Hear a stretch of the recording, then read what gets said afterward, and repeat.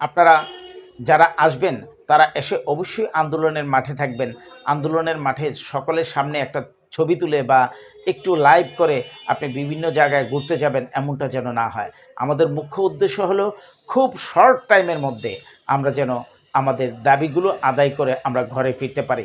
গোয়েন্দা সংস্থা এবং সরকারি যারা এই তদারকিতে আছে তারা যেন তদনগর সরকারকে জানাতে সক্ষম হয় যে শিক্ষকদেরকে দ্রুত এখান থেকে ফেরাতে হবে, আর নচেত রাস্তাঘাট বন্ধ হয়ে গেছে, এই ধরনের একটা অবস্থা তৈরি করতে হবে। প্রিয় দর্শক শ্রোতা, আপনাদেরকে দৈনিক শিক্ষার আলো ইউটিউব চ্যানেল এবং ফেসবুক পেজে স্বাগতম। বিসমিল্লাহির রহমানির রহিম। সম্মানিত দর্শক শ্রোতা, সালাম নেবেন, আসসালামু আলাইকুম ওয়া রাহমাতুল্লাহ।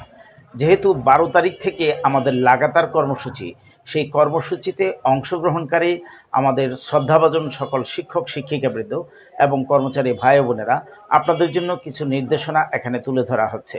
যারা ট্রেন যোগাযোগে আসতে পারেন তারা অবশ্যই ট্রেনে আসবেন। ট্রেন যোগাযোগ অত্যন্ত নিরাপদ।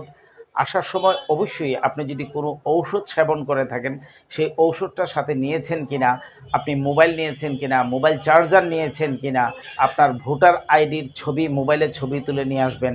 তার কারণ হলো আপনি যদি কোনো আবাসিক হোটেলে বা যে কোনো প্রকার ঝক্কি ঝামেলা থেকে মুক্তি পেতে চাইলে আপনাকে অবশ্যই এনআইডি কার্ডের প্রয়োজন আছে।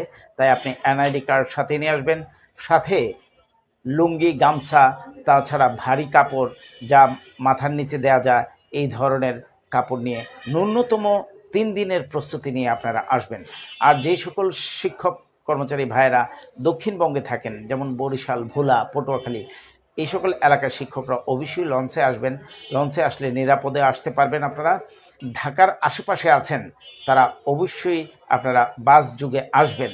কেউ ব্যক্তিগত পরিবহন যেমন মাইক্রোবাস নিয়ে যদি আসেন সবাই, তাহলে দেখা যাবে যে ঢাকা এমনি একটা যানজটপূর্ণ এলাকা, সেই জায়গাগুলো আপনারা এই সকল পরিবহন পরিহার করার জন্য আপনাদেরকে বিনীত অনুরোধ করছি।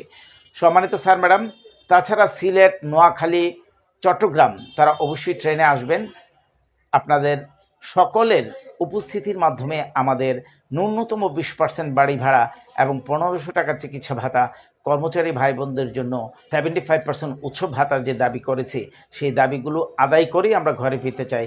আপনাদের সকলের সহযোগিতা পেলে তা সম্ভব। এছাড়াও আরও কিছু পরামর্শ আছে। আপনারা যারা আসবেন তারা এসে অবশ্যই আন্দোলনের মাঠে থাকবেন। আন্দোলনের মাঠে সকলের সামনে একটা ছবি তুলে বা একটু লাইভ করে আপনি বিভিন্ন জায়গায় ঘুরতে যাবেন, এমনটা যেন না হয়। আমাদের মুখ্য উদ্দেশ্য হলো খুব শর্ট টাইমের মধ্যে আমরা যেন আমাদের দাবিগুলো আদায় করে আমরা ঘরে ফিরতে পারি। আপনাদেরকে একটু কষ্ট দিচ্ছি, 2-3 দিন আপনারা কষ্ট করবেন। আমরা না হয় সারা বছর ব্যাপী কষ্ট করেছি, তা না হয় আপনাদের কাছে নাই তুলে ধরলাম। তবে আপনারা যারা আন্দোলনের কথা বলে এসে আন্দোলনের মঞ্চে ছবি তুলে তারপর আপনারা মার্কেটিং করতে যান, বা অনেকে দেখা যায় মেট্রো রেলের উপরে গিয়ে বসে থাকে, সিঁড়িতে গিয়ে বসে থাকে, এমনটা যেন না হয়।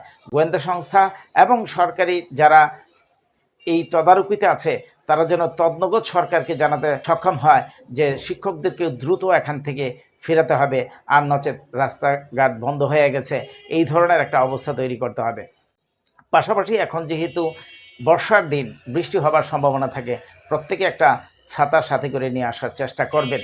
সম্মানিত স্যার ম্যাডাম, সকলের আশা শুভ হোক এবং আমরা যেন আমাদের ইস্পিত লক্ষ্যে পৌঁছাতে পারি আপনাদের সকলের সহযোগিতা, সেই প্রত্যাশা ব্যক্ত করে আজকের মতো শেষ করছি। আসসালামু আলাইকুম ওয়া রাহমাতুল্লাহি ওয়া বারাকাতুহু। দর্শক শ্রোতা, এই ছিল আমাদের আজকের পরিবেশনা। আমাদের পরিবেশনাটি আপনার ভালো লাগলে লাইক, কমেন্ট, শেয়ার করুন।